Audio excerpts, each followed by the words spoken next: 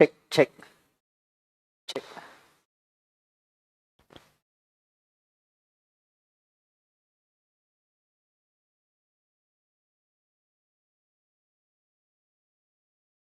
So students, can you hear us clearly?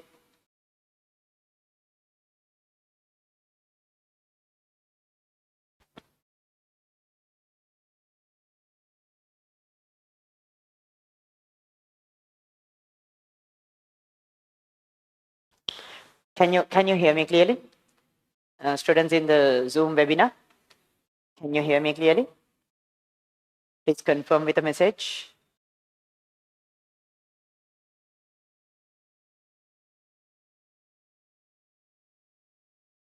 Please confirm with a message whether you can hear me clearly or not. Just use the Zoom webinar chat, okay? YouTube live students use the YouTube live chat, and students don't, ideally I prefer if you're not using the Q&A, just use the chat, okay? Just use the chat in the webinar.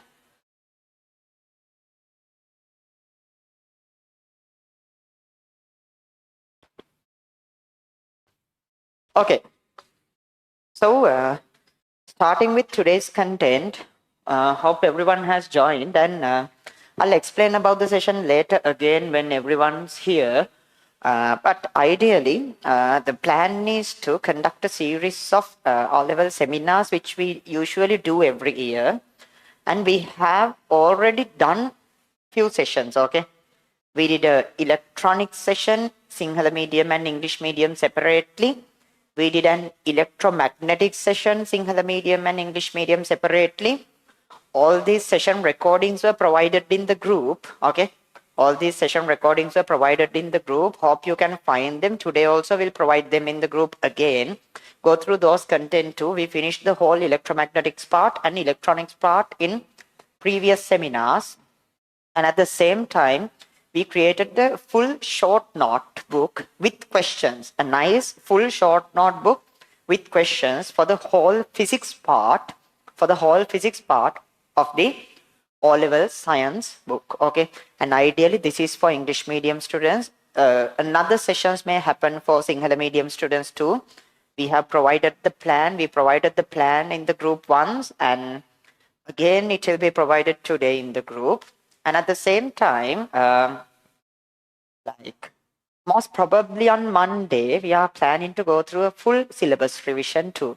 Other than these separate sessions, okay? Other than these separate sessions, we are planning to go through a full syllabus revision, quick revision for the whole physics part of the science book, okay?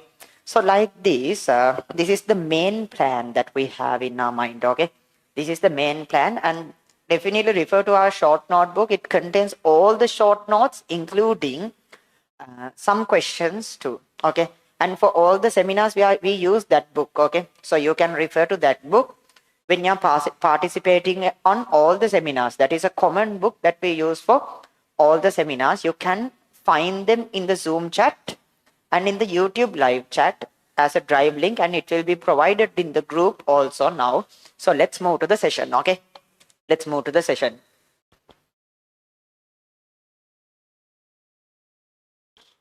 Yeah, so for Sinhala medium students, Sinhala ළමයින්ට තව sessions කිහිපයක් වෙනවා. දැන් electronics Sinhala medium එක තියෙනවා මේ සෙනසුරාදා රෑ.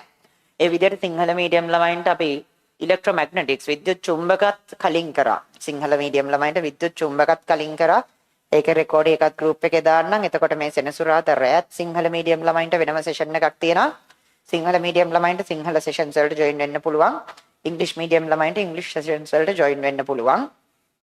ඉතින් භාෂා දෙකම තේරෙනවා නම් දෙකටම join වුණාට කමක් නැහැ. හරිද? ඒ වගේම short notebook එකෙත් වෙනම සිංහල book එකක් තියෙනවා, වෙනම English book එකක් තියෙනවා. හරිද? short notebook එකෙත් full English book එකකුයි full Sinhala book එකකුයි දෙකක් තියෙනවා. පැහැදිලිද? And even English medium students, please let me know if you need Sinhala explanations too, okay? While doing the session in English medium, if you need separate Sinhala explanations too, just let me know, okay? So let's start the session talking about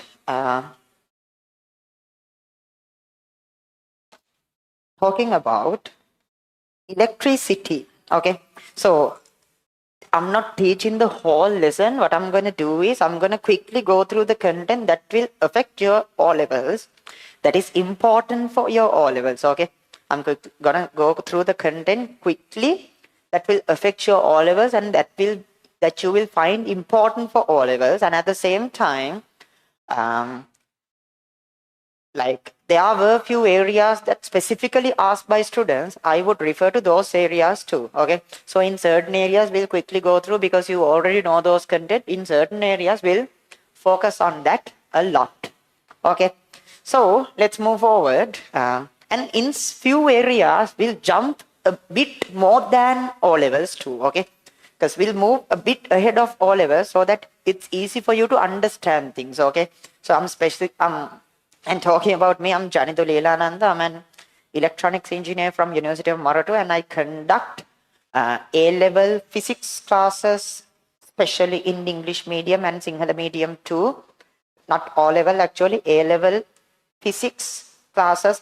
We are actually currently the class with the highest number of students and best results for English medium physics for A-levels. So, if you have any questions, okay, if you have any questions, please feel free to ask in the YouTube live chat and in the Zoom chat. Okay, so talking about current electricity, first of all, we should figure out what is static electricity and current electricity. Okay, so this won't be in the exact order in your book. I'm going to teach things in a way that it's easy to understand. Okay, not in the exact order in your book. So talking about current electricity and static electricity, what is the difference of that? Current electricity means moving charges. So current electricity means moving charges. When a charge moves, we call that current electricity. Okay. And when a charge is stationary in a system, we call that static electricity. Okay. So there are some scenarios that static electricity converts into current electricity. For an example, okay, like if we walk, I don't know whether you have this experience or not. If we walk on a carpet floor, okay, if we walk on a carpet floor for a while, okay, if we keep walking on a carpet floor for a while, and all of a sudden, if we touch a metal handle, a metal door handle, a certain shock appears on your hand. What is the reason? When we walk on a carpet floor, okay, when we walk on a carpet floor, there are loosely bound electrons on our legs. Okay. So what happens is when we move, it collides with this carpet floor, and these loosely bound electrons goes to this carpet due to the collisions happening between my foot, and the floor. Okay. These electrons go to the carpet due to the collisions happening between my foot and the carpet. Okay. Collisions keep happening. So as a result, I lose some electrons. Okay. I lose some electrons from my body. So electrons are usually negative, right? So if negative stuff goes out from my body,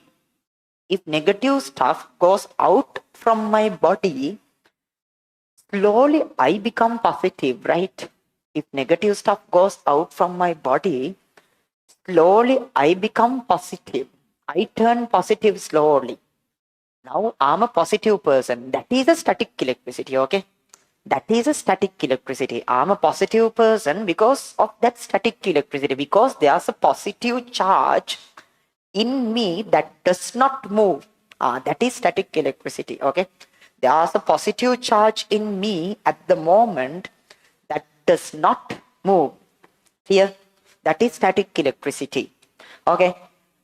So if I get this pen or a metal piece, rub it with a cloth, cloth may be positive and the stick may be negative, or the stick may be positive and the cloth may be negative. That is static electricity. due to different collisions and other scenarios, things getting a permanent charge, that does not move. Clear?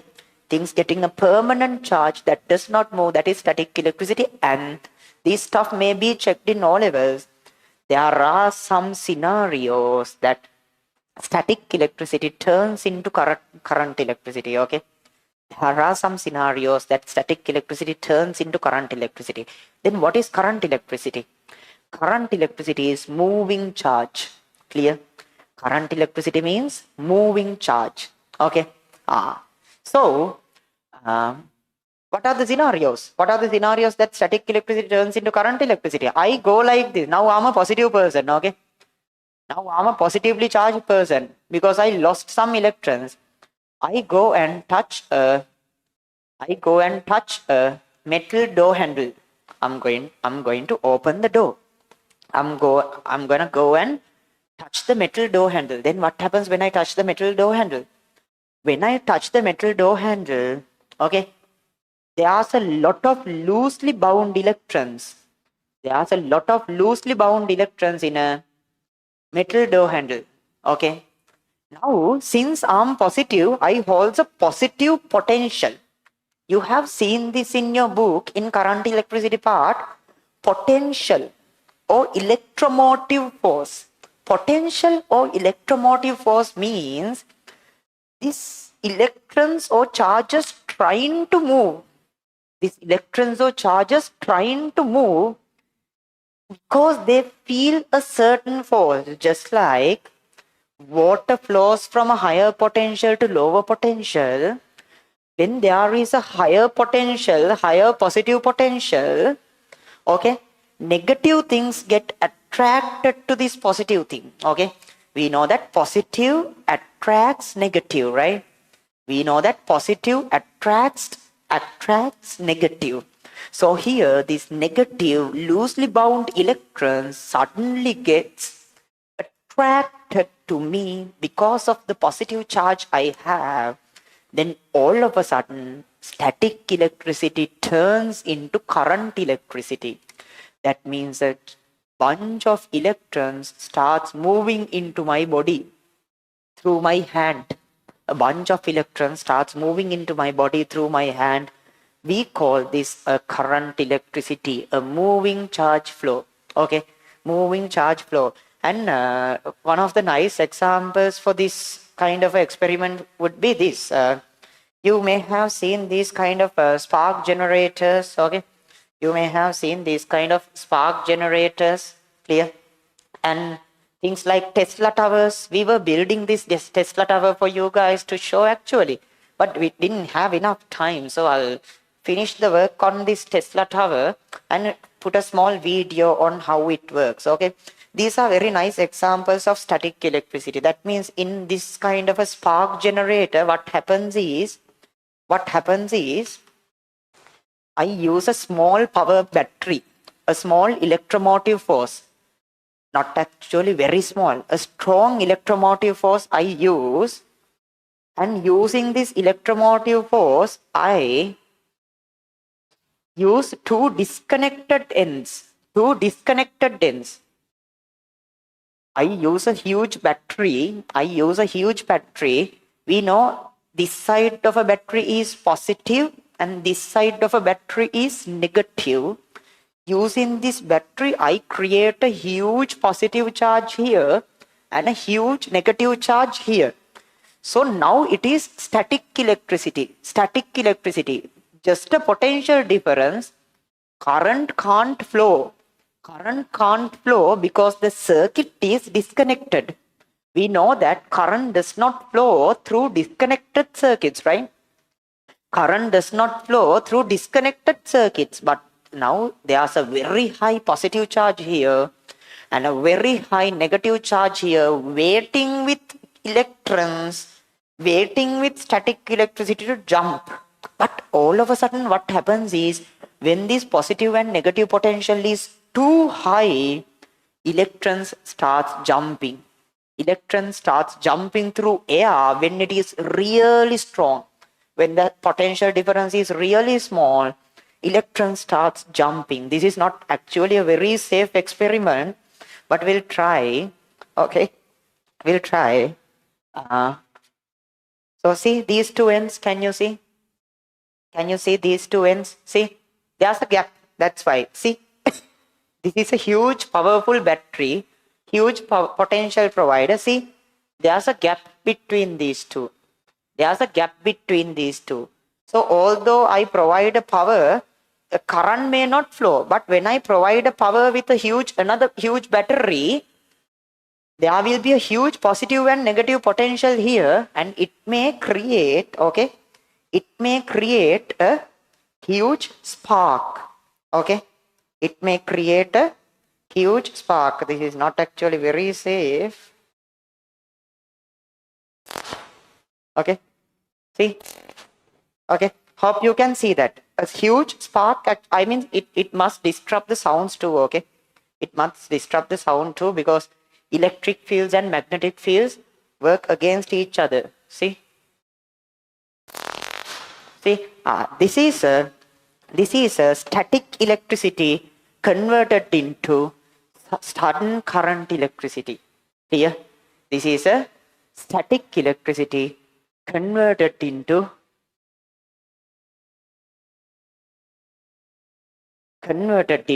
current electricity. Okay, so basic idea is static electricity is stationary charges who's holding a stationary potential. Current electricity is a moving charge. Current electricity is a moving charge. Okay. පැහැදිලිද තෙන්ට වෙනකන් කතාව කට්ටියට මොකක්ද සිත විද්‍යුතය කියන්නේ මොකක්ද ධාරා විද්‍යුතය කියන්නේ කියලා? සිත විද්‍යුතය කියන්නේ තැන් දෙකක නැවතිලා ඉන්න ආරෝපණ ගමන් කරන්නේ නැතුව, ධාරා විද්‍යුතය කියන්නේ පයින ඉලෙක්ට්‍රෝන එක තැනකින් තව තැනකට පයින ධාරාව, පයින ආරෝපණ වලට තමයි අපි ධාරාව කියන්නේ. ගමන් කරන ආරෝපණ ධාරාව ගමන් කරන්නේ නැතුව එක තැනක නැවතිලා ඉන්න ආරෝපණ ස්ථಿತಿ විද්‍යුතය. ඕක තමයි ධාරා විද්‍යුතය ස්ථಿತಿ විද්‍යුතය කියන දෙකේ වෙනස. That is the difference between static electricity and current electricity. This test at our experiment is really nice than that, okay? This is really nice than that. I will do a small video and show it to you guys, okay? So let's move forward, okay? Let's move forward. No, it's not that what happens in a lighter, okay? Lighters technology is different. It's not actually a technology. It's just like a small stone that can get ignited, okay? I mean, you don't use lighters to create electric shocks. You just create a small fire, okay? It's a different technology, okay? So let's move forward, okay? Let's move forward. Now,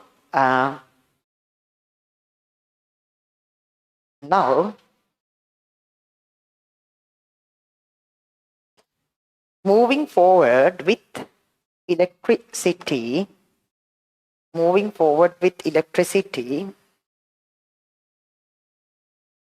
now the important part in this lesson is current electricity, okay? Important part in this lesson is current electricity. Current electricity means moving charges, So first of all, let's try to figure out what is the reason for the charge to move. Why does water move?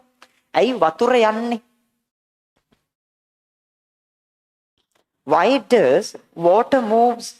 Because from a higher potential to lower potential it goes, because there's a higher energy here, lower energy here. It moves from high energy to low energy.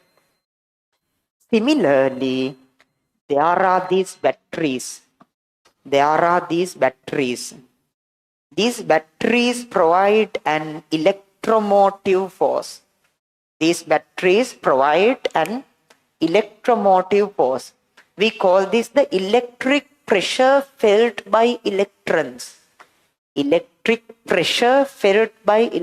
Just like water, what happens in water is, due to their height difference, they feel a pressure difference. Due to that pressure difference, it gets pushed downwards. Just like that, we call this electromotive force, okay? We call this electromotive force. It is actually the push given to the electrons, the pressure, the electric pressure given to the electrons. Okay. So due to this electric pressure, current starts moving in a circuit. Okay. Current starts moving in a circuit. Due to this pressure, current starts moving in a circuit. So what is the definition of current? What is the actual definition of current? What is the actual definition of current? Actual definition of current is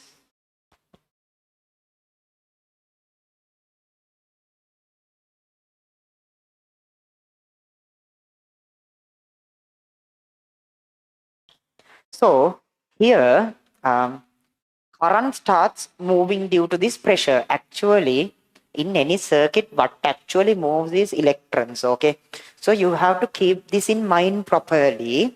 Current is one thing. Okay, current is one thing. Current is defined as, current is actually rate of change of charge. That means how fast the charge is flowing.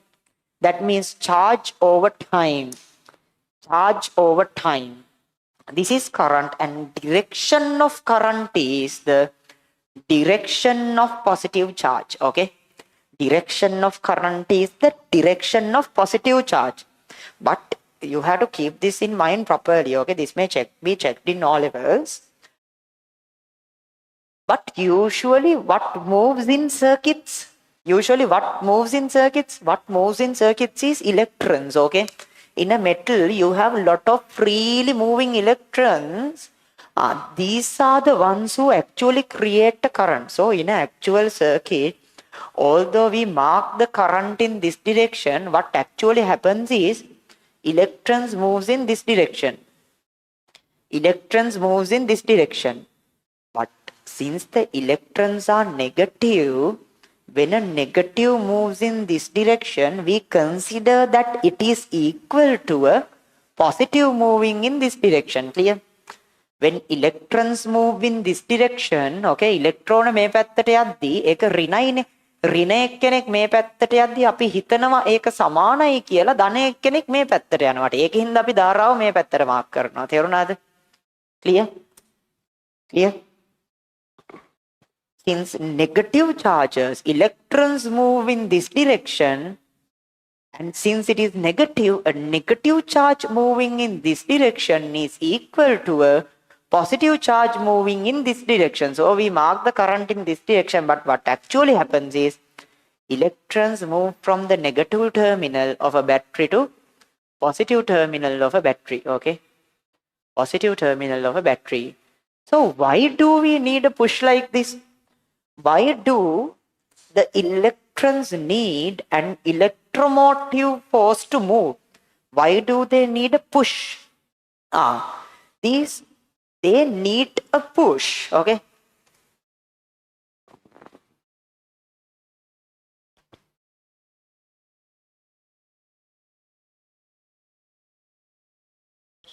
So now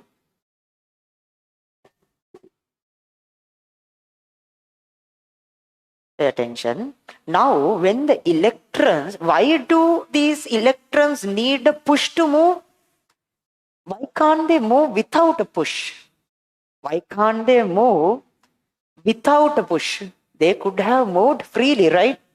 Because in any conductor, there's something called resistance. In any conductor, there's something called resistance. What is this resistance? Resistance in a conductor means a conductor is not a vacuum. It's not a freeway. It's not a highway. Okay? Conductor has lot of nucleus everywhere, lot of atomic structure in it. Ideally, it has a lot of nuclei in it. ඥාතීන් ගොඩක් ඇතුලේ තියෙනවා. It has a lot of nuclei in it. Then what happens is, when electrons try to move, they collide with this and they can never move freely. These electrons collide with this and they can never move freely. They just keep colliding with each other like this. They can't move freely.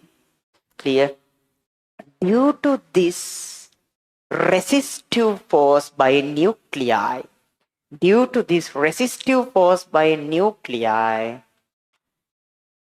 they can't move freely. So this is what we call the resistance R. This is what we call the resistance R. Okay. And when we provide a potential difference, this electromotive force of a battery, we call that the potential difference provided by a battery. Potential difference provided by a battery. So what actually, like, water flows from higher points to lower points due to this potential difference. Water goes from high potential to low potential. Like that, due to this electromotive force, a higher potential is created in one side. Due to this potential difference, electrons move. Okay. Due to this potential difference, electrons move. Okay. Oh, I can tell, due to this potential difference, current happens. Okay. Current happens due to this potential difference. Okay. So now, there's an equation which connects this potential difference and current. That means, since there's a lot of nuclei and other disturbance in any material, you can't move freely, just like in a road with a lot of traffic. Okay. Highway is different. You can freely move. Okay. So when there's a lot of traffic like this, you can't freely move. So in that case, you need a potential difference to move. When there is this resistance in a conductor, only if you provide enough potential, you'll get enough current. Only if you need a current, you have to provide a potential difference. Okay. And there's a relationship between this potential difference and current that is equal to V equals IR. This is the relationship between this potential and current. Tell me, what is the name of this law? What is the name? What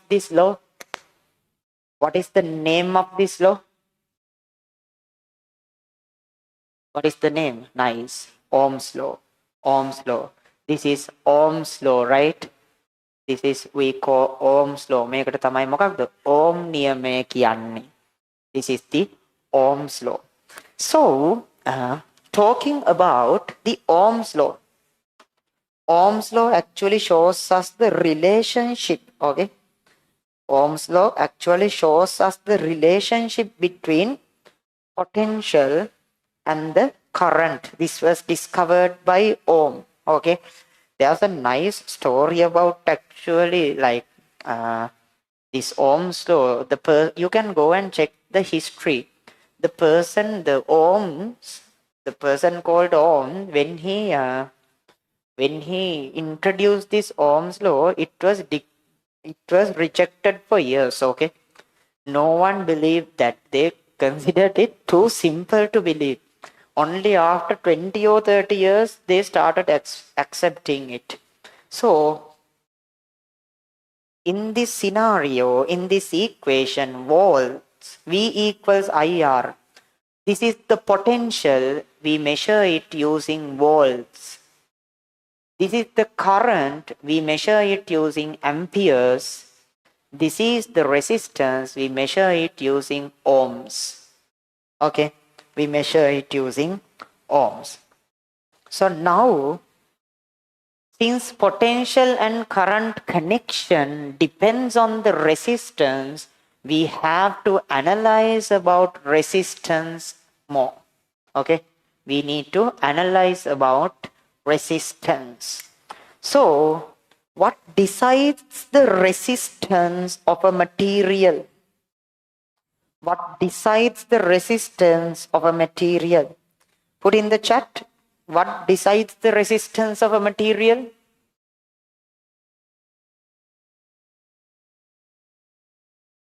Just the EMF and potential difference is the same, not actually. Electromotive force is when a potential difference is provided by a battery. We called electromotive force the potential difference provided by a battery. But when you provide a certain potential difference by a battery, that potential difference is used sometimes through multiple resistors. So there's a potential drop here, V1, there's a potential drop here, V2, there's a potential drop here, V3, like that. There's a multiple potential drops. The total potential provided by the battery is electromotive force. And all these we can call potential drops. Okay, so potential difference provided by the battery is actually the electromotive force. And potential drops across anything, we just give them the random name or the general term potential. Okay, potential drop that happens through any instrument, any object, we just call it potential. That's all. Okay, so yes, definitely we'll provide the electronics and electromagnetic sessions in the group. Okay, and the short notebook too. Okay, everything will be provided in the group. Okay, so now I'm actually not speaking to the sky. Okay, I can see you guys in the display. Okay, that's why. Okay, so now let's move forward. What decides this resistance? What decides this resistance? So you're not in the group. Group links will be provided everywhere. Within few minutes, group links will be provided everywhere.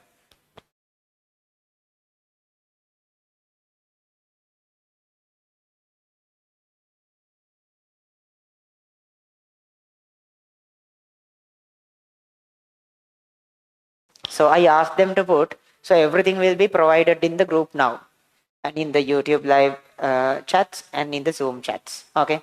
So now what decides this resistance? Definitely the area of the conductor.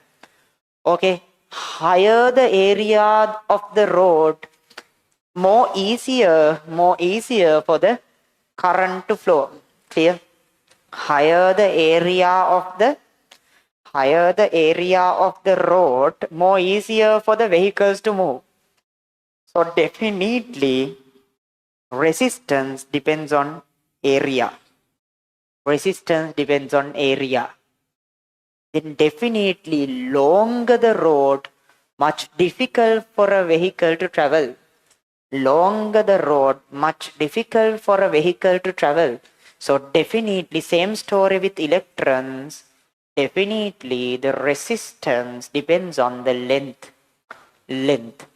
That's not all. Based on which road are you traveling, difficulty depends. If you are moving in the highway, it's much easier. If you are moving at the high level at 2 p.m., 2:30 p.m. after school, then it's much difficult. So it depends on which road are you traveling. Similarly, what is the material? What is the material? Clear? What is the material in a conductor? We call that rho. Based on the material, resistance depends. Clear? Resistance depends on the material too. Okay, so these are the factors that affect resistance. Okay, these are the factors that affect resistance. Area of the conductor, length of the conductor, and the length of the conductor, and the type of the conductor. Clear? Clear? Okay. So this is the idea. Okay. This may not be checked in your O-level paper. Okay. This may not be checked in your O-level paper. But the relationship between the resistance and these three quantities are rho L over A. Rho L over A. Rho is resistivity of that material. Okay. Okay. Rho is resistivity of that material that they may not ask. Okay. That they may not ask, but just know that rho is the resistivity of that material. Is it clear up to this point?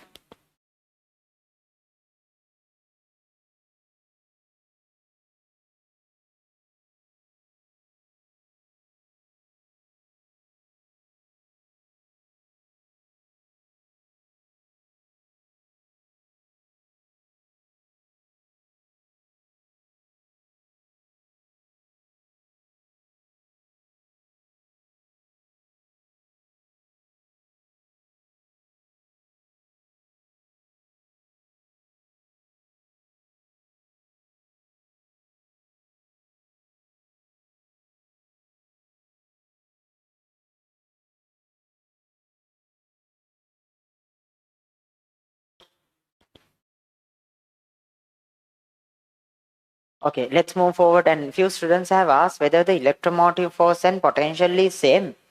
The actual story is potential difference provided by a battery, we call it electromotive force. Okay, potential difference provided by a battery, we call it electromotive force. It's the electrical pressure difference, the push provided by a battery. But randomly potential difference across anything, randomly potential difference across anything, we just call it the potential difference. That is the pressure difference across any component. Electric pressure difference across any component, that is the, we just give the general term potential for that. Okay, so talking about resistors, okay, talking about resistors, we use, there are several types of resistors in the market. Okay, there are several types of resistors available in the market. Okay, what are they? I mean, by manipulating these stuff properly, okay, by manipulating these stuff properly, length, area, resistivity, by manipulating these stuff properly, okay, we create different types of resistors. Okay, we create different types of resistors. One of the resistors that we create like that is permanent resistors. What are permanent resistors? Permanent resistors are the resistors available in the market, or fixed value resistors. Fixed value resistors. What are fixed value resistors? It's just, this is the symbol we use for a fixed value resistor. It's just a small piece of conductor, or we use this. It's just a small piece of conductor which gives us a specific value of resistance. Okay, which gives us a specific value of resistance. And in an actual resistor like this, okay, in a actual resistor like this, we used few resistors in this while when we were creating this Tesla coil. I'm not sure whether our camera can focus there, right? Are we done? No, not anymore. Let's bring it closer.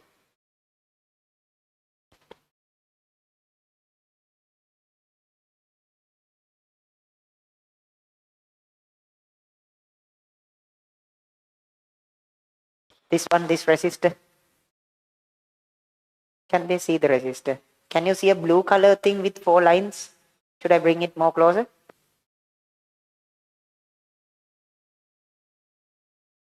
Can you see a blue color thing with 4 lines in it? With 4 lines in it? That is a resistor. That is a resistor. And what is the meaning of those 4 lines? What is the meaning of those 4 lines? And just for your understanding, there are few other components that we use. This is an LED, okay? This is a LED. This is a LED.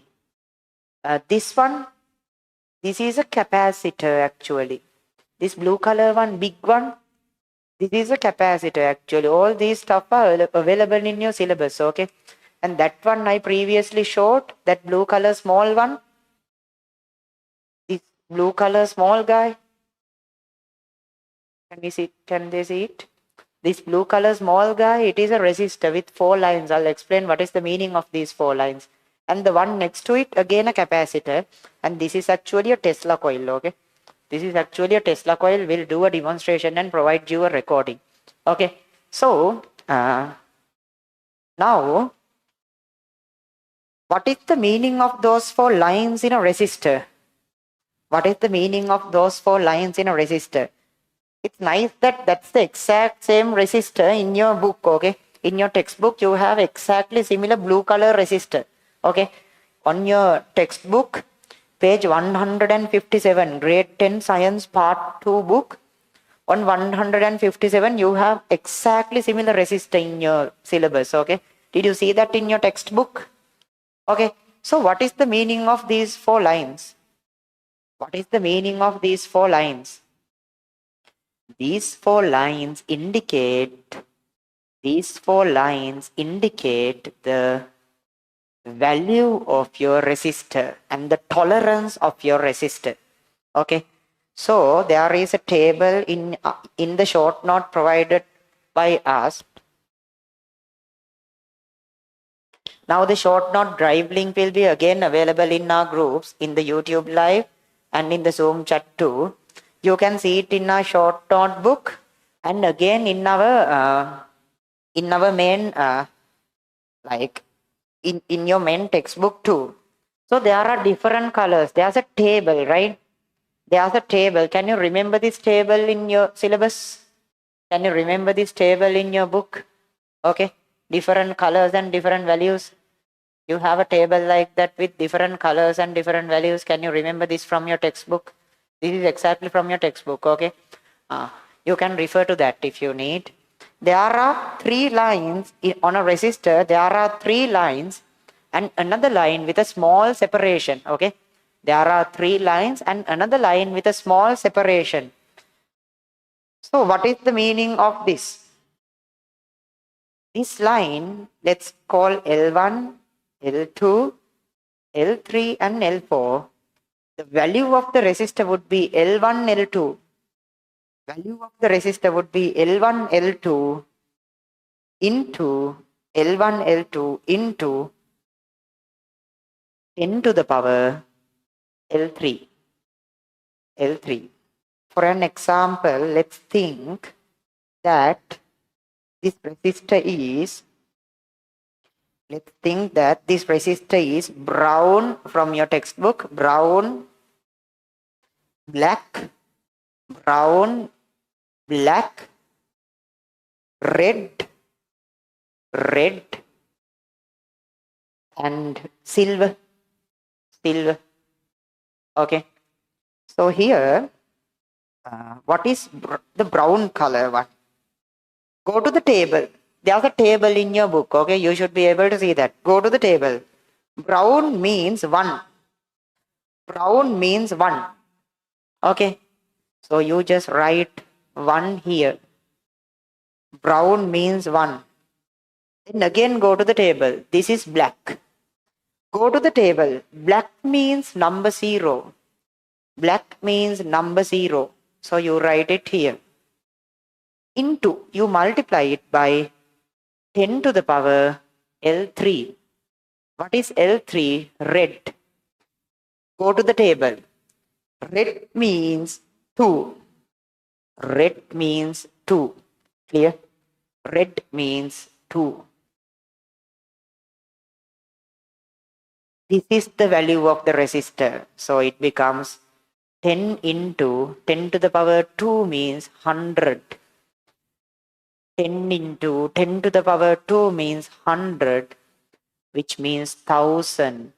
So value of the resistor is 1000 ohms. 1000 ohms. Then why do we have this next line? This line talks about the tolerance. Not all the resistors are perfect, okay? Not all the resistors are perfect. Clear? The tolerance, there's a tolerance in resistors, okay? There's a tolerance. That means manufacturing is not perfect. There may be small highs and small lows in a resistor, okay? There may be small highs and small lows in a resistor. So the solution for this, we give the tolerance.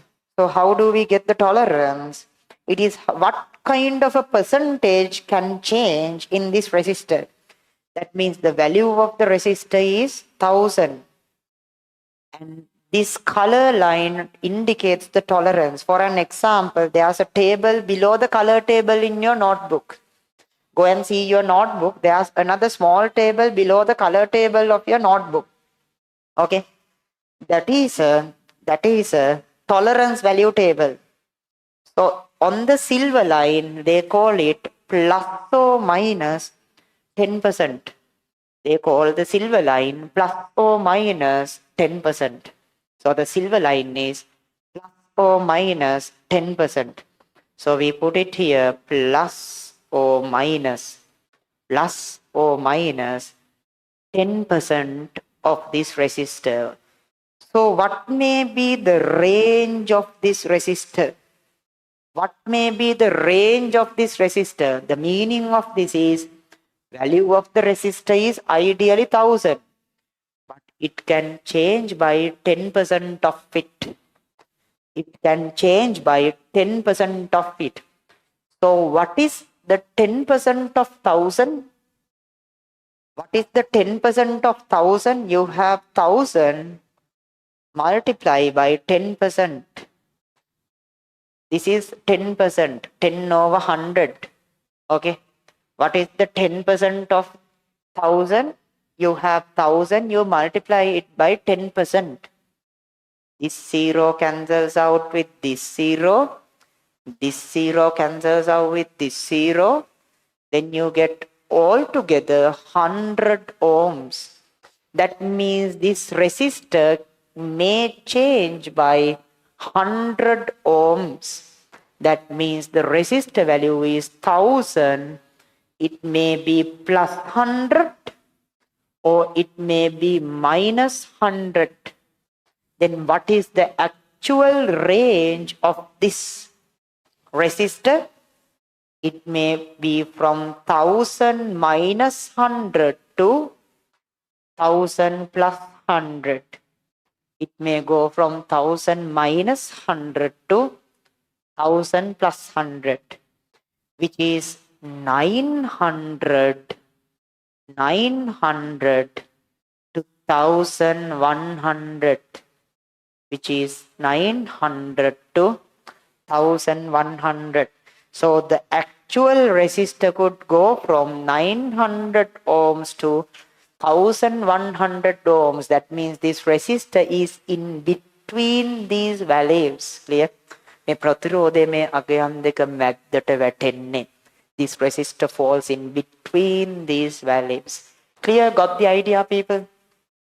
How's life these days? Got the idea?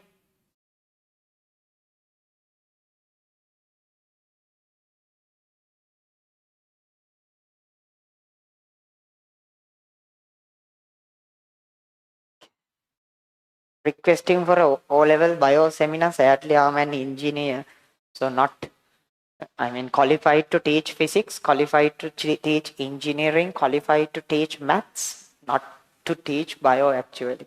Can teach bio actually, but it's not ethical, right? An engineer teaching bio, like quite unethical, right?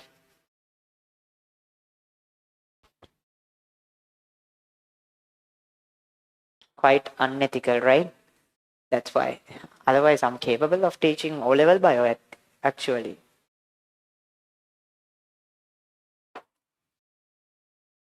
If they ask what is the tolerance, you can just tell it as a percentage. 10%. But if they check for a value, you get the value of the resistor, multiply it by tolerance. Okay, multiply by tolerance. 1000 multiply by tolerance, it is 100 ohms. Clear? So you can call it can change by a range of 100 ohms. That is actually the tolerance. So it could be minus 100 or it could be plus 100. Okay.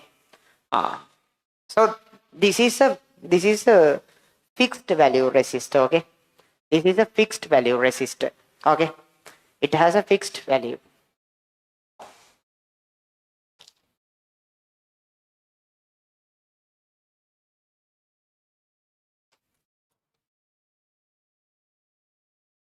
Yeah, we have diodes too. I'll show them.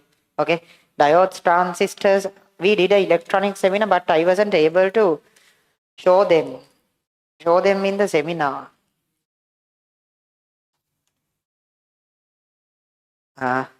Just before I forget these things. Just before I forget these things.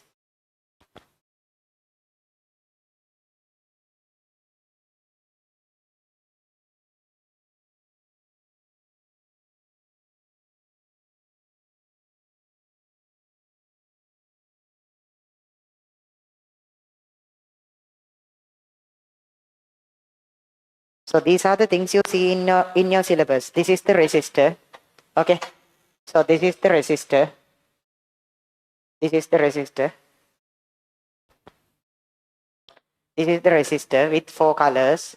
See, L1, L2, L3, L4. This one talks about the tolerance. And I'll put the video of the electronic seminar too. There we discussed about diodes. See, I said that there's a small line in one side of a diode. There's a small line in one side of a diode. Okay, see, small silver line. Using that silver line, we identify the positive side and the negative side of the diode. P junction and N junction. I'll provide you the recording of the electronic seminar I did. This is a transistor. Again, this was discussed in the O-level seminar, okay? In the electronics one. This is a transistor. Okay. See, three pins, base, emitter and collector. 3 pins, base, emitter and collector. This is a switch. Okay. This is a switch. You see these things anyways in the in day-to-day life. And this is a capacitor. See, 2 pins. This is a capacitor. 2 pins. And this is a transformer kind of thing actually. See, a coil. There are 2 coils inside which you may not be able to see. There are 2 coils inside. Okay. This is a kind of small transformer. Can you remember from electromagnetic session? I did an electromagnetic seminar too. I'll provide the recording of that too. In electromagnetic one, we discussed about the transformers. There are coils inside. 2 sets of coils, primary and secondary. This holds both primary and secondary. Okay. So let's move forward. Let's move forward. Now, I mean, these are quite important because they may check whether you have actually seen them. They may just give you a photo and ask, what is this instrument? And you have to know. That is the most basic thing that you should know. I mean, keep the questions aside, keep calculations aside. If they give you a photo of the component, as the first thing, you should be able to figure out the component. Okay, that's the most fundamental thing that you should know. Okay, that is the most fundamental thing that you should know. You should be able to identify your component. Okay, so moving forward,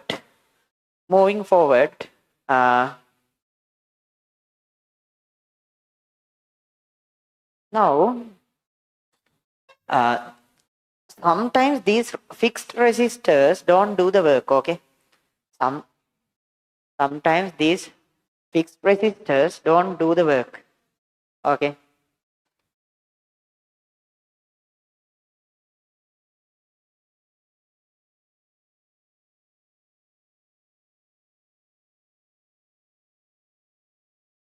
sometimes these fixed resistors don't do the work.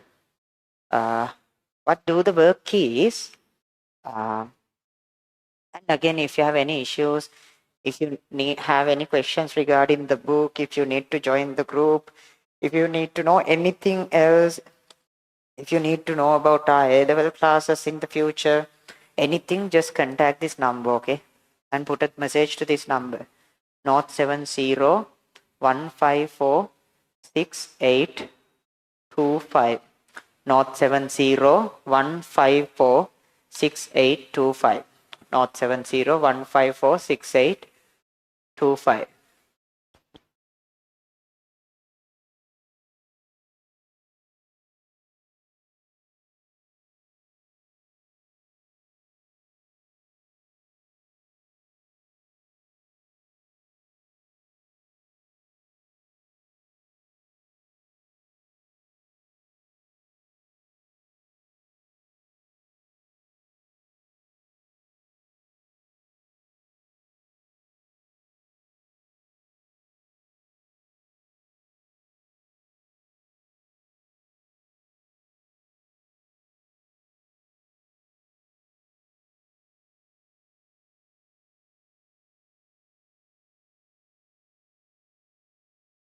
Okay, there are some requests for the book to get the book delivered. Actually, just let us know if you have that requirement. We'll see whether we are capable of doing that. We'll try to do that if possible. I'm just asked from my people whether it's possible for us with our logistics, whether we can send it with our other tools and all. I mean, we'll see. Just let me know if you have this. If you have that issue, like any kind of a class related issue, book related issue, anything like that, group related issue, contact this. I'll provide you another hotline to ask O-level related questions. Okay, I'll provide you another hotline to ask O-level related theory questions. Okay, so let's move forward. Just let us know if you have that requirement I mentioned.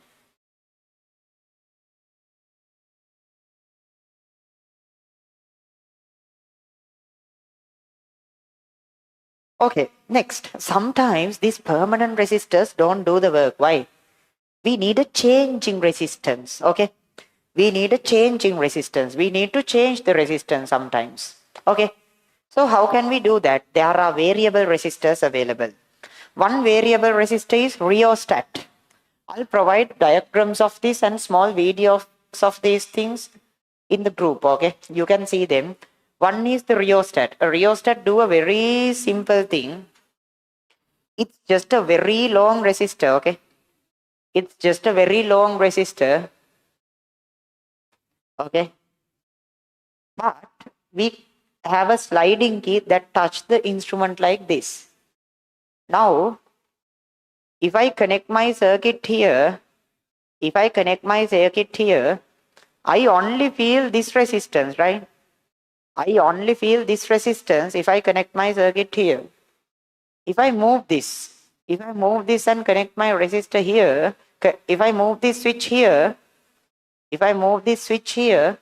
now I feel the resistance of this whole part. Okay, that is actually a rheostat. Okay, a rheostat. Then we have volume controllers and pre-adjusted resistors.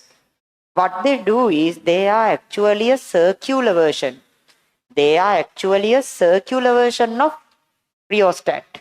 That means instead of having a long lengthy resistor, they use a circular resistor like this.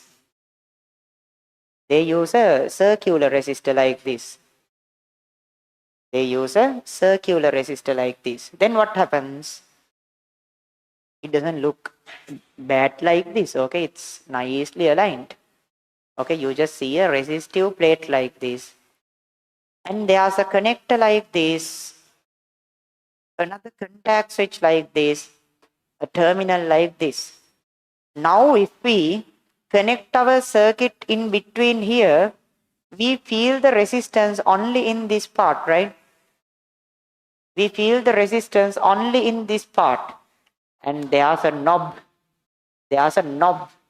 When I rotate that knob, there's a knob, and when I rotate this knob, what happens is When I rotate this knob, it moves, and when it moves here, it shows me the resistance of this part. When it moves here, it gives me the resistance of this part. So with this mechanism, what I do is I can change the resistance I'm feeling. Okay, I can change the resistance I'm getting for the system. Clear? That is the method in this one. Okay, and again, sometimes we have use specific resistors. Use specific resistors means, have you seen lamps, street lamps that turns on at night and turns off during the day?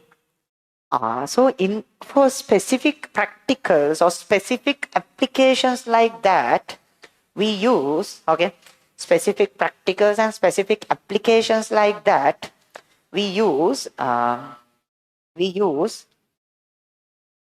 variable, we use light dependent resistors. Okay, for very specific applications like that, we use light dependent resistors. That means there are some resistors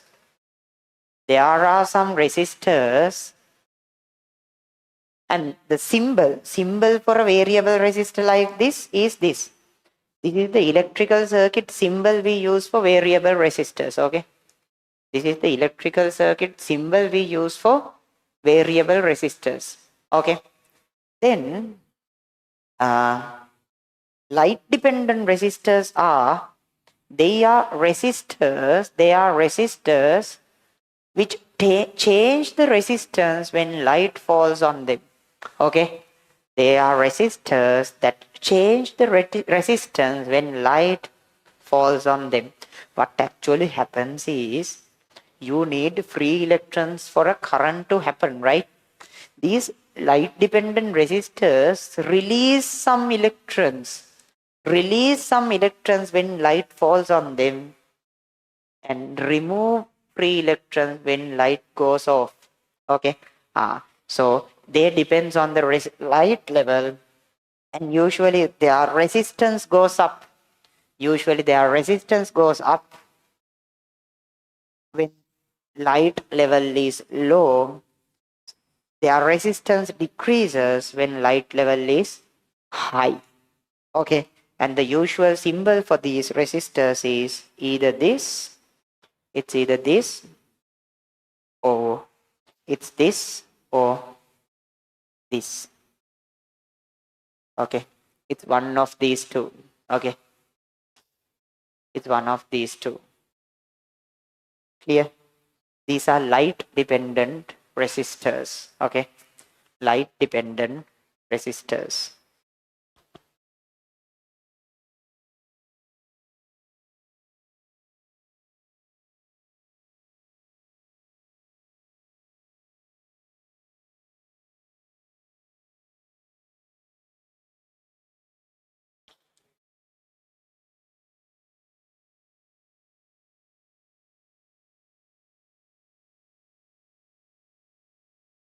There's a question like, do we like, there was a like students, like even in the previous seminar also students asked this, is this how we teach in A-level classes entirely in English or how? But the actual story is, we usually conduct two separate classes. One entirely in English, I speak just in English, and another one Sinhala English mixed one. I teach in both Sinhala with English terms so that the Sinhala medium students and English medium students who prefer Sinhala can understand. There are some Sinhala English medium students who prefer explanations in Sinhala. So we usually conduct two types of classes. Okay, we conduct two types of classes so that students can join whatever the type of class they find convenient, an entirely English class or a Sinhala English mixed one. Okay, so moving forward,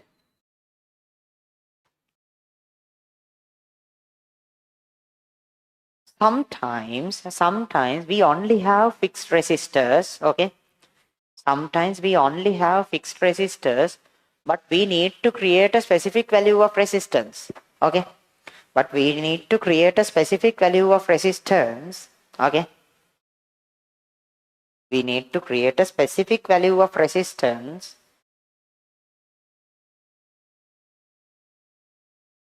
using some kind of a method. For that we use resistor networks. That means we combine resistors whatever the way we like. Okay, we combine resistors whatever the way we like, and we create resultant resistors. Clear?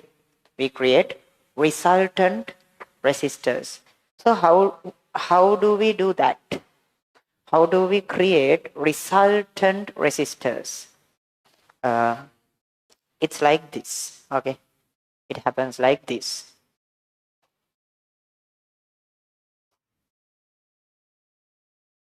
There are two types that we can combine resistors. One is series. One is series. One is series. We connect resistors one after the other. This is series resistor network. And the other way we can combine resistors with each other is parallel networks. Okay. The other way that we can connect resistors with each other is by creating parallel networks. So in these two scenarios, what is the actual effective resistance that I get? Effective resistance means the actual single resistor that is equal to all three resistors. The actual single resistor that is equal to all three resistors. How can we get that, and what is that? It can be taken like this. If this is R1, this is R2, and this is R3, if the potential values, if a current of I flows through them, this one will have a potential value of V1, which I can write using the Ohm's law, using V equals IR. Then V1 becomes equal to current is I, resistance is R1.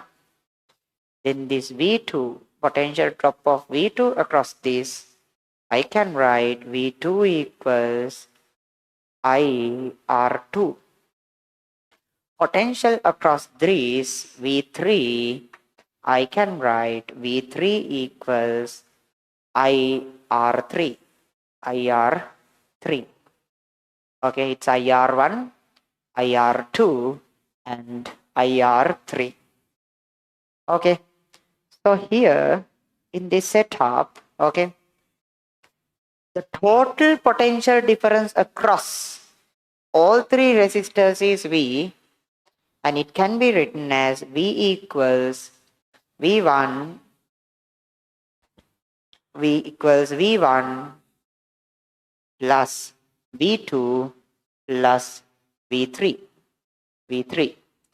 Now in this one, okay, if we create one single resistor that can do all, that means the effective value of this resistor, if it is R, it should behave the same as this resistor network. That means if I give a current I into that, it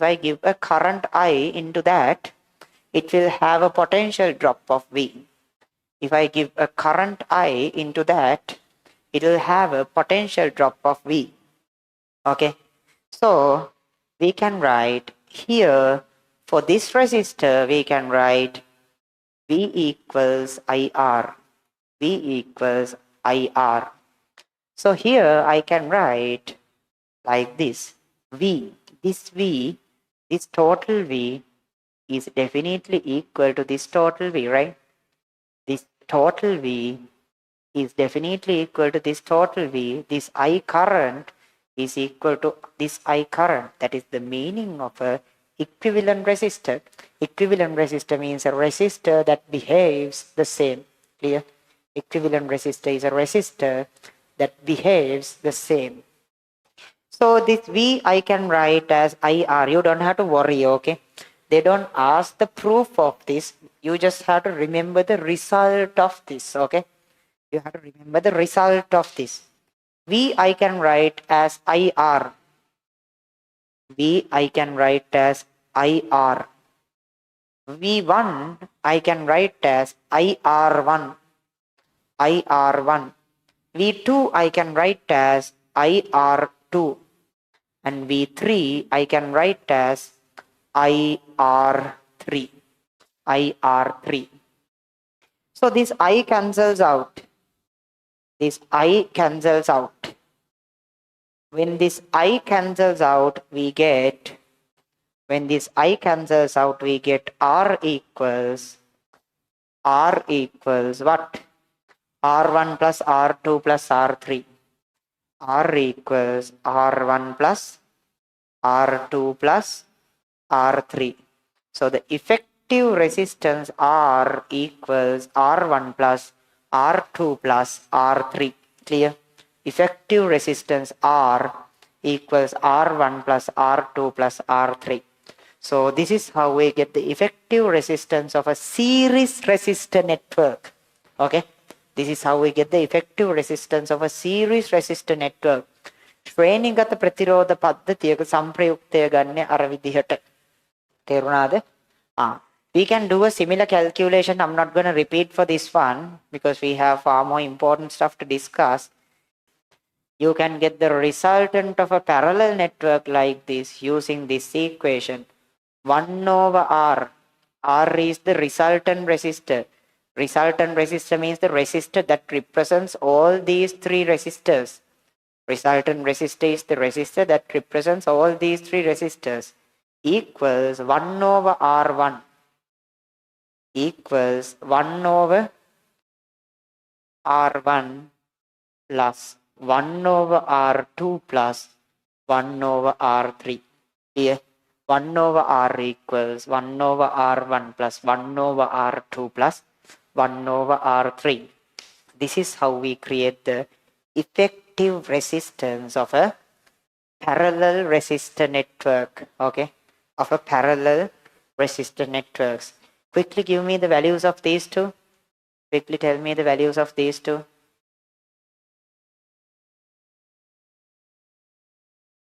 This is 5 ohms, this is 3 ohms, this is 2 ohms.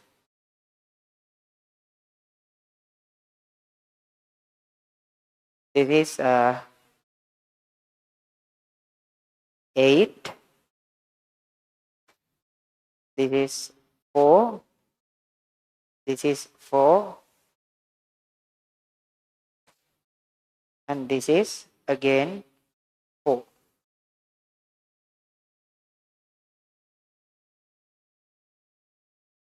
And this is 2. This is 2. This is 3. This is 3.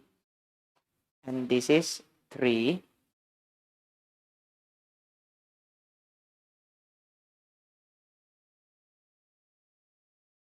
This is 8. And this is 8.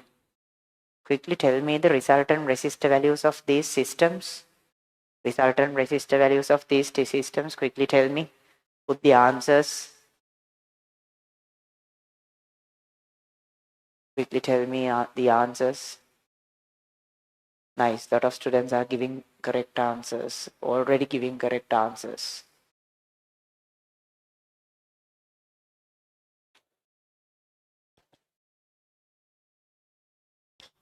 You just don't have to remember the theorems or how you get the theorems. Okay.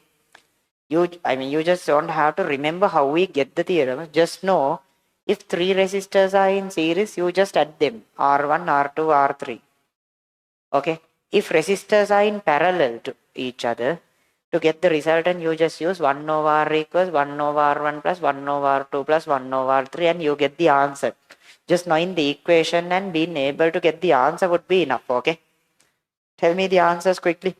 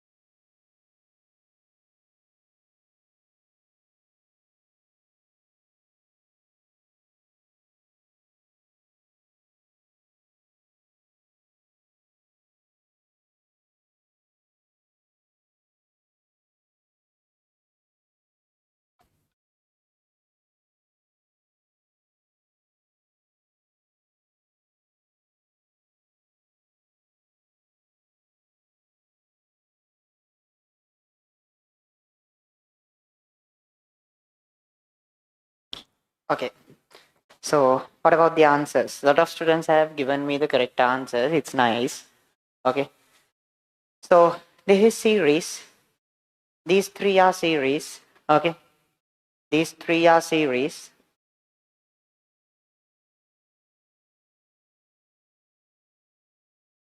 See, this one, and this one, these three are series. Okay. So the resultant R is 5 plus 3 plus 2, right? Why? It is R1 plus R2 plus R3, which means R1 is 5, R2 is 3, and R3 is 2, which gives us 10 ohms. This gives us 10 ohms. Okay, 10 ohms. Now, this one,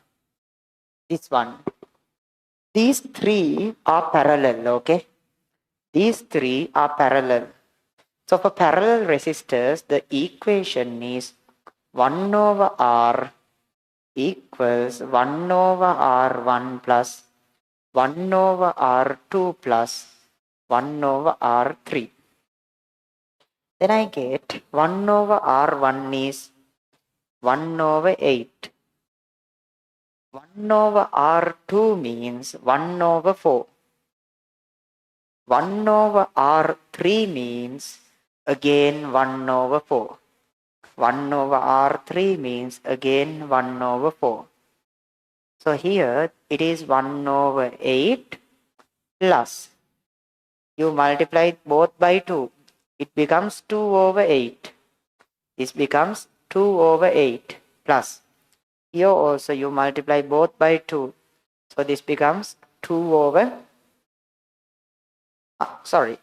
2 over 8. It becomes 2 over 8. Clear? It is 1 over 8, 1 over 4, 1 over 4. 1 over 8, 1 over 4 means 2 over 8. Again 1 over 4 means 2 over 8. We multiply both up and down by 2. Now you can add them because they have a common base. So you get 8 over 2 plus 2 plus 1, which means 5 over 8. This is actually 1 over R. 1 over R equals this. So this is 1 over R. So I reverse them to get R. So R equals, when I reverse them, R equals 8 over 5. When I reverse them, R equals 8 over 5. Okay. So, what is 8 over 5? How do we do a calculation like this? It's easy for me to do the calculation if I divide by 10. So, I multiply both up and down by 2. I multiply both up and down by 2. 8 into 2, 5 into 2. Then what do I get here? 8 into 2 is 16. 8 into 2 is 16. Here, I get 8 into 2 is 16. And 5 into 2 is 10, which gives me 1.6 ohms. 1.6 ohms. The second one is 1.6 ohms. Okay. Second one is 1.6 ohms. Let's go to the next one.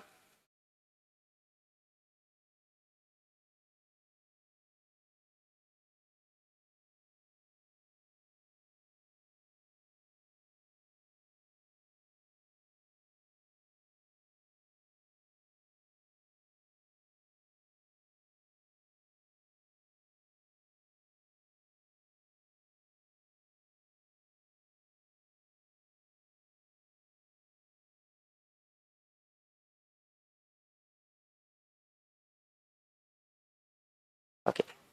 So next one. Hope it's clear until now. Why multiply by 2? Why multiply by 2? So here it is 1 over r, go like this, and at the end 1 over r is equal to, at the end 5 over 8. Now you reverse both of them. R becomes 8 over 5. So why did I multiply by 2? Because I'm lazy to divide by 5. I'm lazy to divide by 5, but I like to divide by 10. So I multiply both up and down by 2. 8 into 2 we get 16. 5 into 2 we get 10. We multiply both up and down by 2. It does not change the answer, right?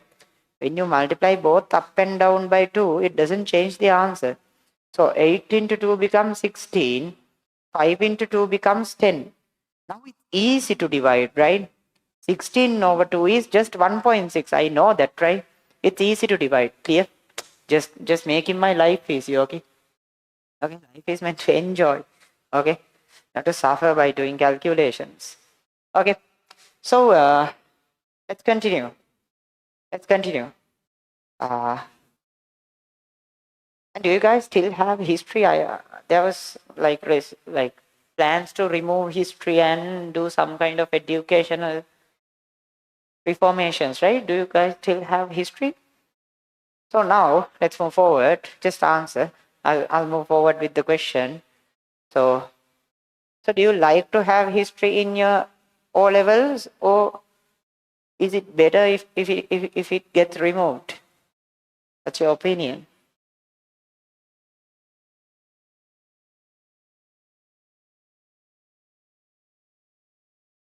This is 2, this is 2, this is 3, this is 3, this is 3.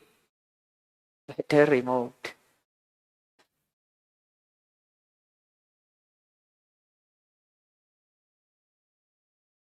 This is 8. This is 8. So what? These two are parallel. See? These two are parallel. So first let's solve this. 1 over r equals 1 over 2 plus 1 over 2. Okay.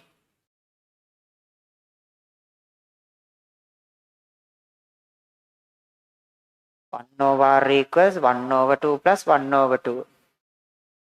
Half plus half gives me 1. So 1 over r is 1. Then r is equal to 1. So this is 1. Here, again 3 parallel resistors.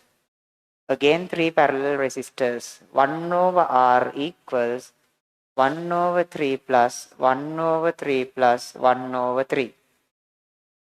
1 over r equals 1 over 3, 1 over 3, 1 over 3. Which gives me 3 over 3 equals 1 over r, which means 1 again. So again r equals 1. Again r equals 1. Now, what about this? Again 2 parallel resistors. So 1 over r equals 1 over 8 plus 1 over 8. So 1 over r equals 1 plus 1, 2 over 8. 1 over r equals 1 plus 1, 2 over 8. Which gives me 1 over 4, right? Which gives me 1 over 4. If 1 over r is 1 over 4, r is 4, right? If 1 over r is 1 over 4, r is 4, right? So now this and this one is solved. The resultant of this part is 1 ohm.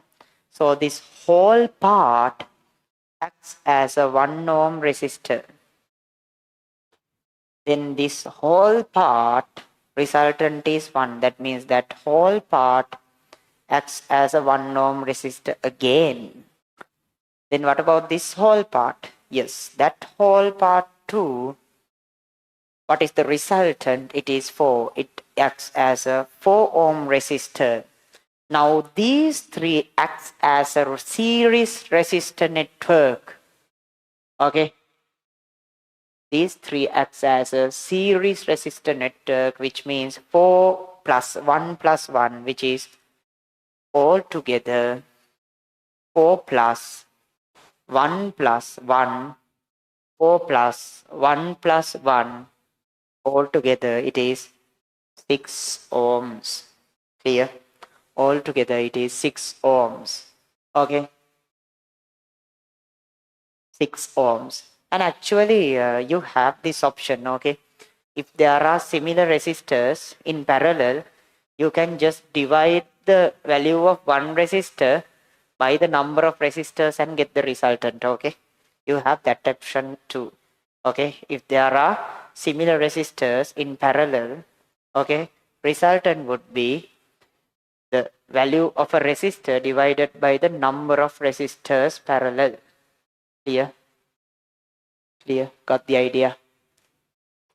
So what we do is we first figure out these are separate parallel networks. Clear? These are separate parallel networks. So this separate network 1 over R equals 1 over 2 plus 1 over 2, I get 1 R equals 1. This separate parallel network 1 over R equals 1 over 3 plus 1 over 3 plus 1 over 3, then R equals again 1. This parallel network 1 over R equals 1 over 8, 1 over 8, then R equals 4. Then these three networks are simplified to this state. This whole part is 1, this whole part is 1, this whole part is 4. Here, then what is the resultant? 4. Now this is a series network. Clear? This is a series network. I can just add them. 4 plus 1 gives me 6 ohms. There were questions about our future plans. Yes, this Saturday we are doing a series of more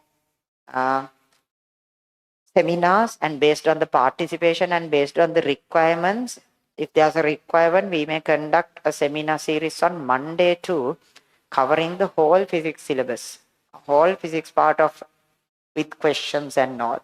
A quick revision so that you don't have to go home and study. Okay, there's a quick plan like that too. Okay, so we'll see. Just let us know your requirements. Okay.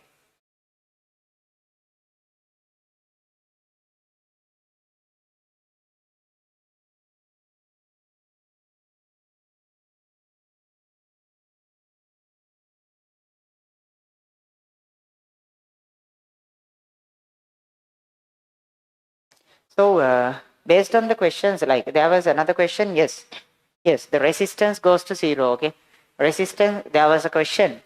If you have a resistor like this,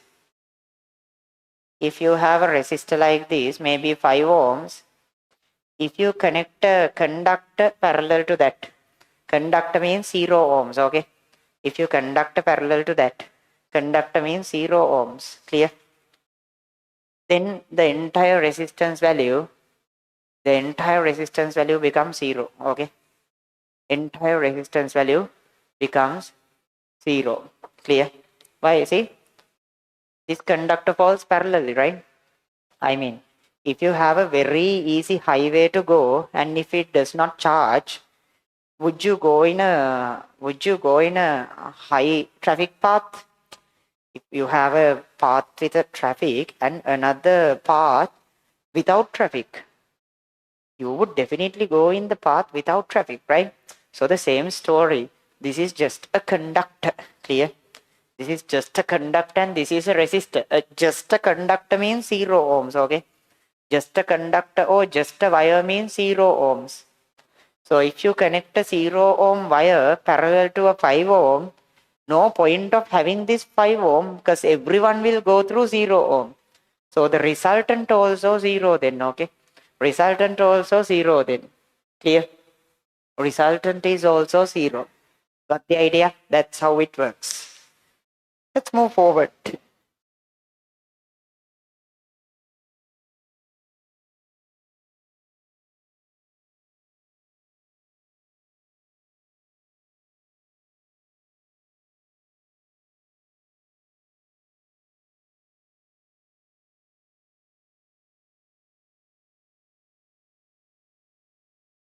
Okay, let's move forward. And definitely I do some questions too. Okay, in the future I'll do some questions too. We have a whole revision book prepared for you guys, so you can do some questions there. I'll provide the answer script. There's a separate answer script written for all the questions in our short notebook. I'll provide that in the group too. Okay, you can refer to that too. It will be very convenient to refer to that. It would be a nice quick revision of everything that you have done up to now.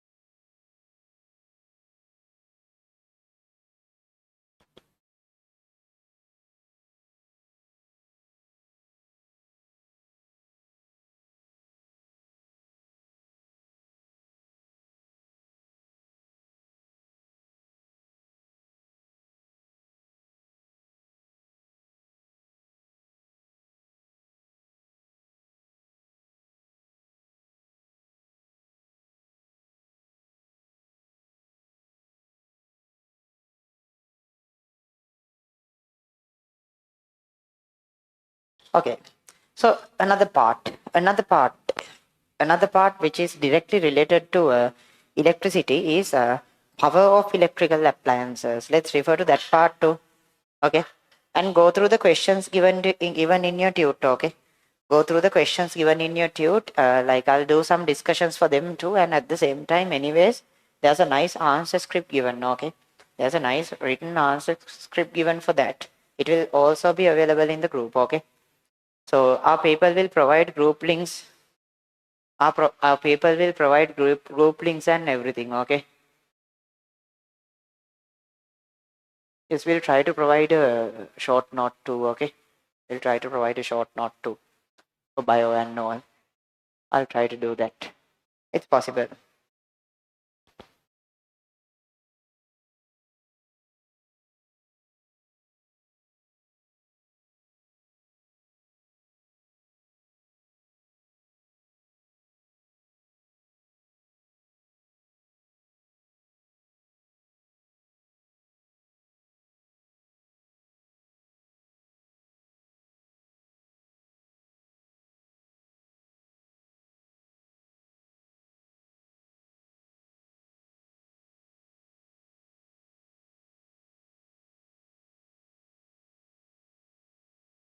Any questions until this point?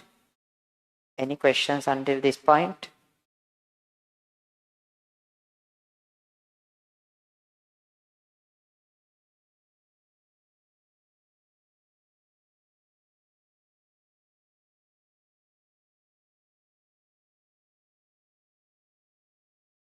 Okay, so then let's move to the next part.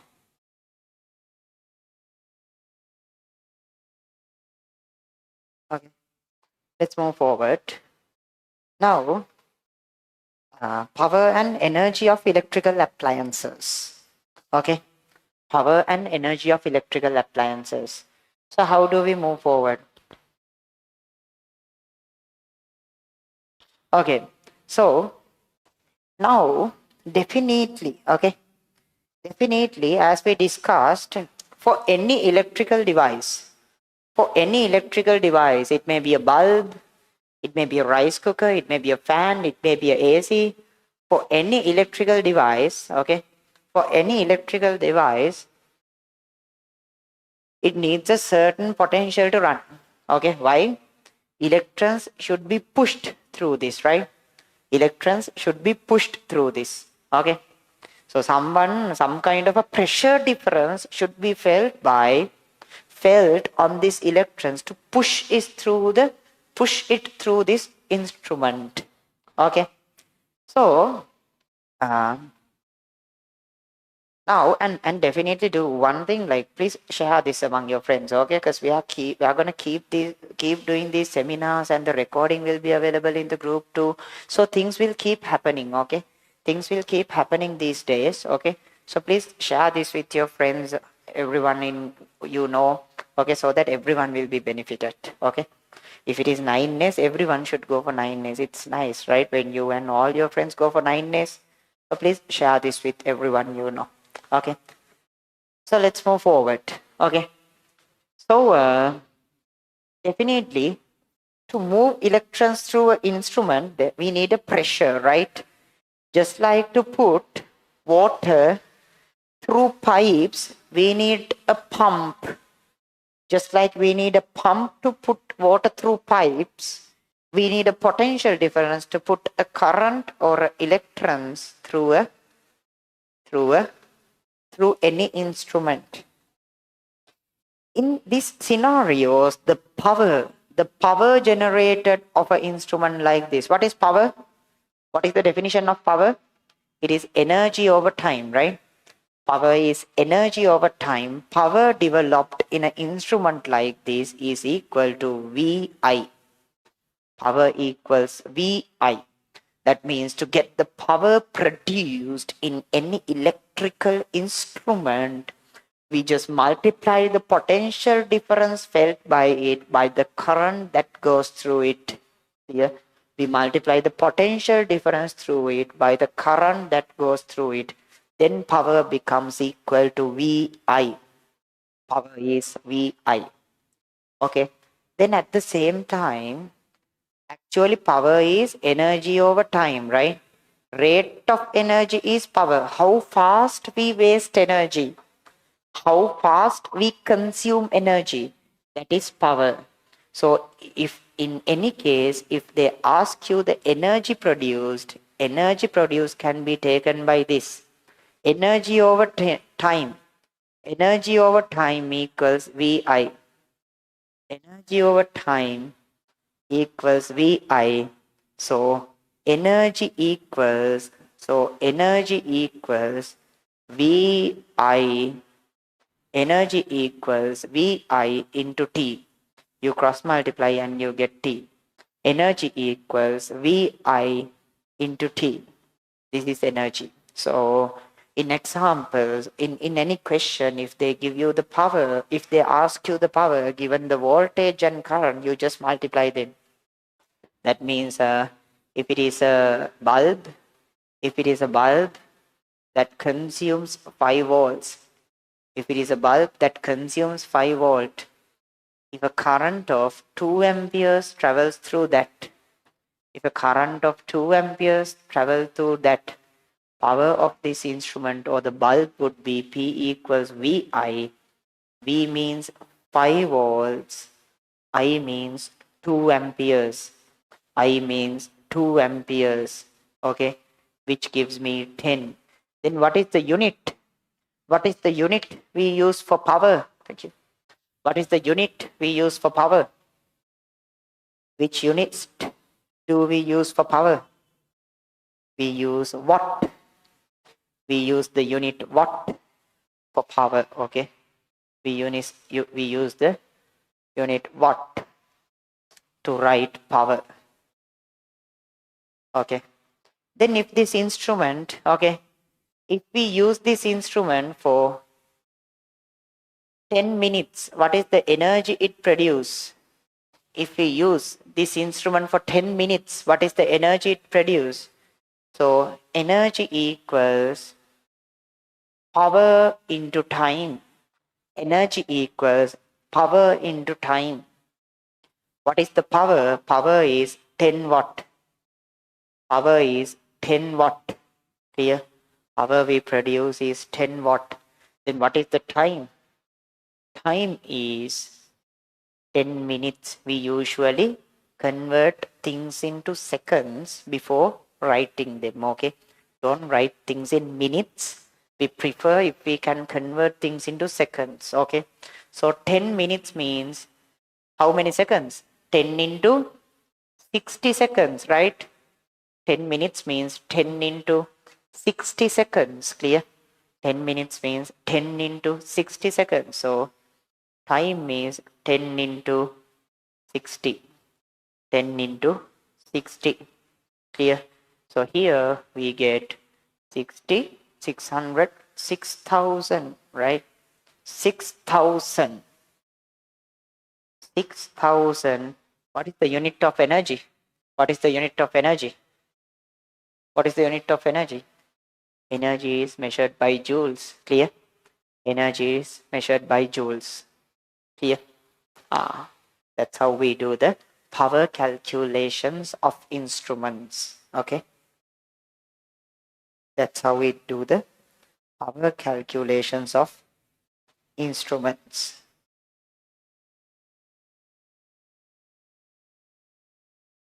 And ideally, this power is the power consumed. Okay?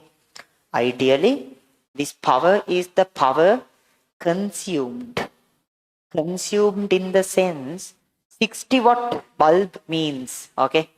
60 watt bulb means a bulb that consumes 60 watts, okay? 60 watt bulb means a bulb that consumes 60 watt.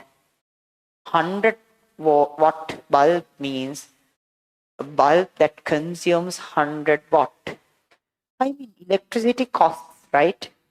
Electricity costs. That means you have to spend money on electricity. So we prefer to do our work, okay? We prefer to do our work with lowest power required. That means, for an example, it's included in your book, okay? It's included in your book.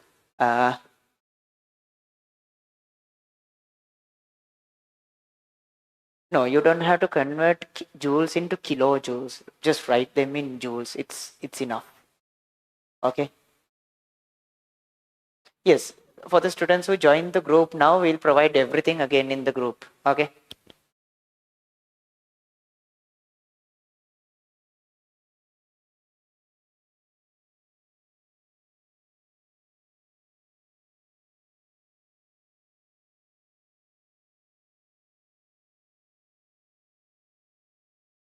Yeah, so we'll provide you a number in the group, okay? Which number to contact if you have questions, we'll provide you a number in the group, okay? We'll provide you a number in the group. Our main hotline is this, okay? 070 154 6825, okay? 070 154 6825. So if you need the tunes, need to join the groups, anything else, or else like in the future, if you decide to do science and like learn physics from us or any engineering kind of stuff, so you can contact this number, okay? It's a different story. To ask O-level related questions, I'll provide you a number, okay? I'll provide you a number to answer O-level related questions, okay? Now, so we prefer to use, okay, we prefer to use lowest power instruments. So one thing that we should be careful is when choosing instruments, we should choose instruments that do the work with less power. For an example, these are like, I think these are LEDs.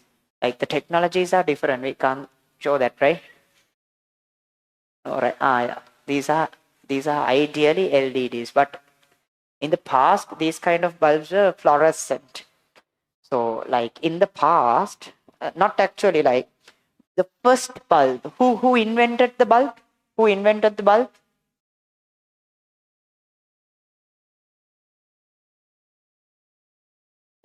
Who invented the bulb? Thomas Alva Edison. Okay. So his bulb was like this. A pretty energy loss. Okay. A huge energy loss. It just, there's a coil that we provide a huge current through this coil. When we provide a huge current through this coil, it starts burning. When it burns, it ignites and produces a light. This wastes a lot of energy as heat, okay? This wastes a lot of energy as heat, okay? So, but now we have better lights. LEDs are better lights. They just consume a very small amount of energy, okay? They just consume a very small amount of energy. So, two bulbs that produce the same amount of light. Two bulbs that produce the same amount of light. This kind of a bulb will sometimes consume 100 watt, while a LED may consume sometimes 2 watt, 3 watt, 10 watt.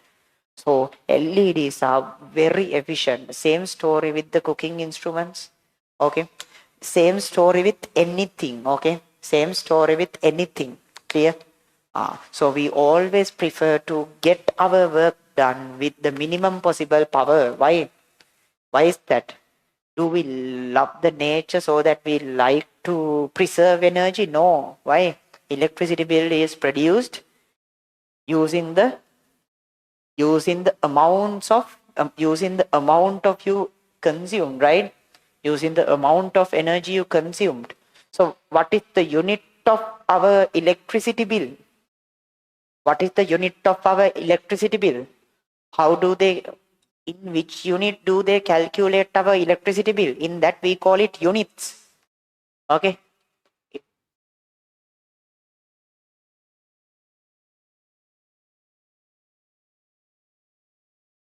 What is the unit that we used in electricity bill? It's kilowatt hours. Okay. It's kilowatt hours. What is the meaning of kilowatt hours? 1 kilowatt hour means take an instrument with a power of 1 kilowatt. Take an instrument with a power of 1 kilowatt. That means 1000 watt. Take an instrument with a power of 1 kilowatt. That means 1000 watt. And if you get this instrument and use it for 1 hour, use it for 1 hour. 1 hour means 3600 seconds. 1 hour means 3600 seconds. Okay. 1 hour means 3600 seconds. If we use this for 1 hour, that means 3600 seconds. What would be the energy? What would be the energy consumed? So the power is 1000 watt. Power is 1000 watt. 1 hour means 3600 seconds. So this is power into time. Energy is power into time. Clear? Energy is power into time. We get 3600 and 3 more zeros of joules. This is 1 kilowatt hour. This is 1 kilowatt hour. Okay. They produce electricity bill using kilowatt hours. When the electricity guy comes and tell it's 50 units at your home, 20 units at your home, when your father calls you that it is like more units that you have consumed, with the unit we use in general term, නිකං කතා වෙන්නේ unit මෙච්චරක් ගෙහින් unit අච්චරක් ගෙහින් කියලා. That term unit refers to kilowatt hours. How many kilowatt hours? What is 1 kilowatt hour? The amount of energy consumed by an instrument of 1000 watt power or 1 kilowatt in 1 hour. Okay, the amount of energy consumed by an instrument with a power of 1 kilowatt, that means 1000 watt in 1 hour. Okay, so that is the part of power of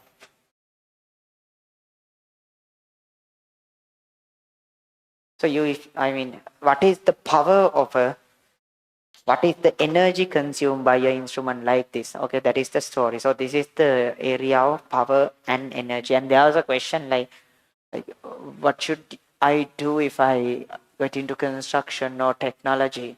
Definitely engineering, just continue in engineering, because even in University of Maratua engineering, it breaks down into all the parts you like. University of Maratha Engineering, it breaks down into computer science, electronics, electrical, mechatronics, which analyze about vehicles and electronics, mechanical, aviation, aeronautical engineering, chemical engineering, material engineering, transport and logistic engineering. So all the type of stuff you like, there's a division in University of Maratha. So if you're into tech or construction, just do maths. That's all. Science for A levels. Just do science for A levels. So that's the idea. Okay, that's the idea. So this is the main target for today. Teaching the basic ideas of current, electricity, and electrical power of electrical appliances. So this Saturday also will be conducting a series of sessions. Previous session recordings will be provided in the group. Refer to them. A short notebook with questions will be provided in the group. Okay, just let us know if you need to get that delivered. We'll try to make it possible. Okay, we'll try to make it possible. For any issue like that, contact that number, contact our number.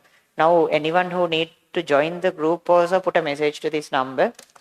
And you can Janitulila Ananda Physics in my YouTube channel, Janitulila Ananda Physics. If you need, you can see our previous sessions too. Any of the content are from A-level physics, don't watch them. There are O-level sessions.